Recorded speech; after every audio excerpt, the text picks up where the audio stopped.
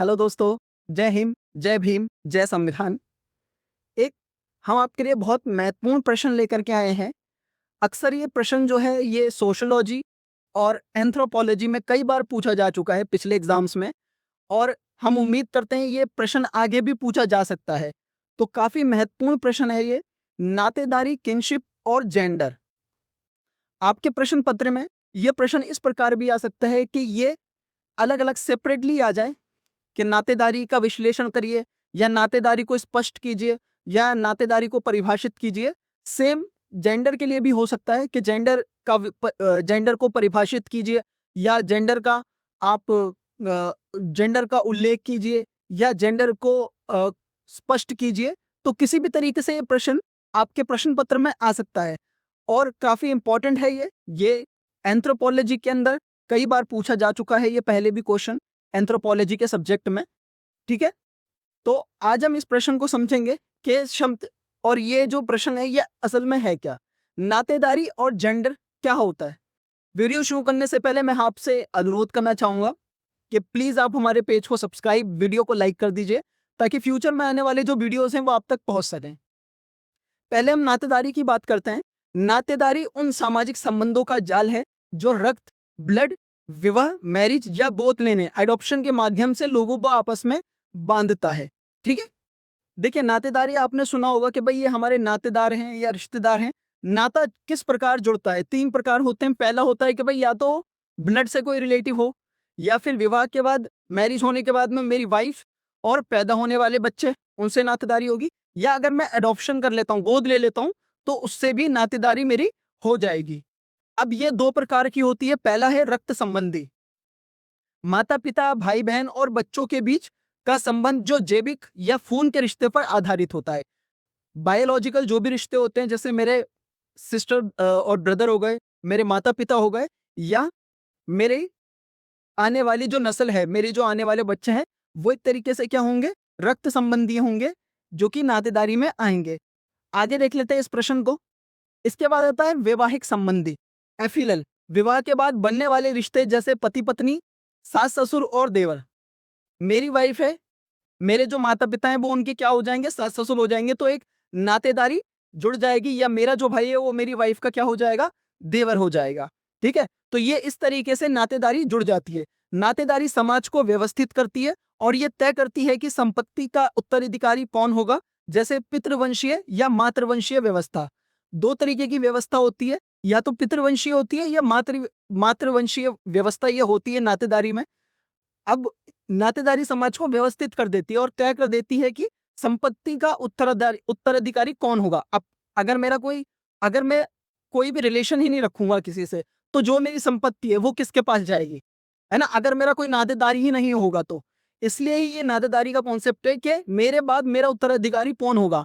ये पीढ़ी दर पीढ़ी चलता रहता है नातेदारी का कॉन्सेप्ट। आगे देख लेते हैं। आगे ये पॉइंट है जेंडर का। जेंडर का अर्थ किसी व्यक्ति के जैविक लिंग, स्त्री या पुरुष के आधार पर समाज द्वारा तय किए गए व्यवहार, भूमिकाओं और अपेक्षाओं से है।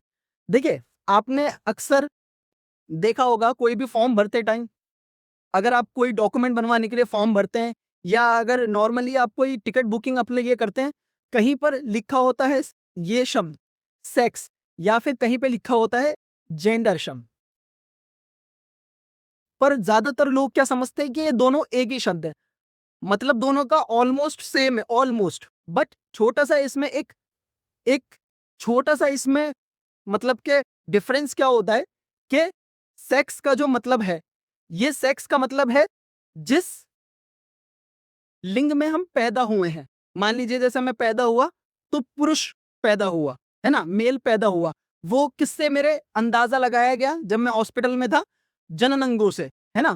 जनन अंगों की मदद से ही ये डिसाइड हुआ कि मैं फीमेल हूं या मेल हूं। अब जेंडर पे आते हैं हम। जेंडर क्या होता है? जेंडर होता है कि जिस कंडीशन में समाज मुझे देखता है, जैसे कि मैं सामाजिक और सांस्कृतिक तौर पर अभी आपको क्या दिख रहा हूं, अभी मैं आपको एक मेल दिख रहा हूं, एक पुरुष दिख रहा हूं। इसी प्रकार अगर कोई महिला है तो वो महिला उस लिबास में रहेगी, महिला दिखेगी, है ना।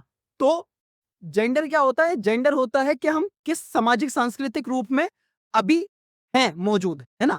ये होता है हमारा जेंडर।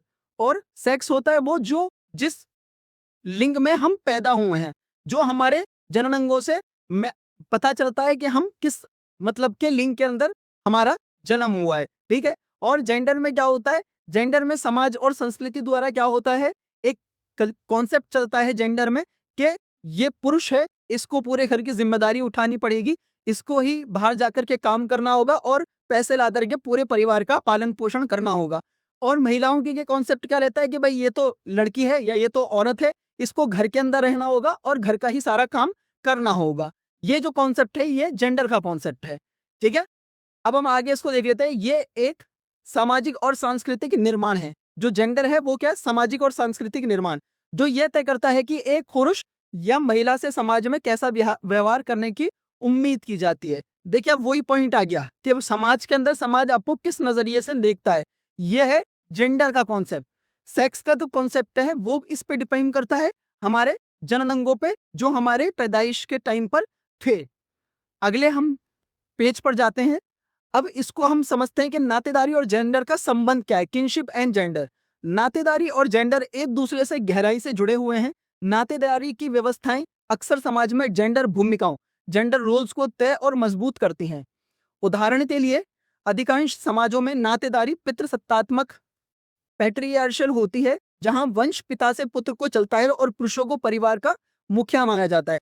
अधिकांश समाजों में क्या है भाई, हम जिस समाज में रह रहे हैं या ये मान लीजिए अगर आप उत्तरी भारत की बात करते हो तो उत्तरी भारत में ज्यादातर यही पितृसत्तात्मक पैट्रियार्शियल होता है। वहां पर क्या होता है कि भाई जो मुखिया होता है वो कौन होता है, एक मेल होता है और उसी से ही आगे वंश चलता है और उसी को ही मुखिया माना जाता है। अब आगे देखते हैं। महिलाओं की भूमिकाएं अक्सर घरेलू जिम्मेदारियों और बच्चों के पालन पोषण तक सीमित होती हैं। इसके विपरीत कुछ समाजों में मातृवंशीय मैट्रिलिनियल नातेदारी व्यवस्था होती है। कुछ समाज ऐसे हैं आज भी जहां पर क्या है, मातृवंशीय माँ के थ्रू सारा वंश चलता है। जैसे इसमें मैं आपको एक एग्जांपल देता हूं कि दक्षिणी भारत जो है, ठीक है, साउथ इंडिया, वहां पर केरल, केरल राज्य आपने सुना होगा। केरल के अंदर एक है नायर कम्युनिटी, नायर कम्युनिटी है। वहां पर क्या होता है कि वहां पर जो समाज है वो मातृवंशीय समाज वहां पर चलता है, यानी कि माता से ही आगे वंश चलता है। माँ का जो भी उत्तराधिकारी होता है या जिसको भी जो भी पूरी वो मिलती है, उत्तराधिकारी जो बनता है या जिसके हाथ में पूरी पावर रहती है वो उसकी बेटी के हाथ में ही जाती है दक्षिणी भारत में। और ऐसे ही मेघालय है नॉर्थ ईस्ट में, वहां पर भी कुछ ऐसे एक खासी कम्युनिटी है, खासी कम्युनिटी है, वो भी इसी तरीके से वहां पर भी यही चलता है कि मातृवंशीय पूरा एक तरीके से कॉन्सेप्ट चलता है। नातेदारी जो व्यवस्था है वो पूरी माँ से चलती है, पिता से नहीं चलती है। कुल मिलाकर नातेदारी लोगों को आपस में जोड़ती है और जेंडर ये तय करता है कि उस नातेदारी नेटवर्क के भीतर पुरुषों और महिलाओं की स्थिति, अधिकार और कर्तव्य क्या होंगे। जेंडर में क्या होगा, जेंडर में ये देखा जाएगा कि भाई अब व्यवस्था कैसे आगे चलेगी, व्यवस्था आगे कैसे बढ़ेगी, कौन घर की जिम्मेदारियां उठाएगा परिवार के आश्रय की और भोजन की, और कौन घर के घरेलू कामों को करेगा। ये कॉन्सेप्ट है सीधा सीधा जेंडर का, ठीक है। तो ये था महत्वपूर्ण प्रश्न हमारा। उम्मीद करता हूं ये प्रश्न आप बहुत अच्छे से अंडरस्टैंड करेंगे। हमारे पेज को फॉलो कर दीजिए, हमारे वीडियो को लाइक कर दीजिए अगर आपको ये वीडियो पसंद आया वो तो। Thank you so much.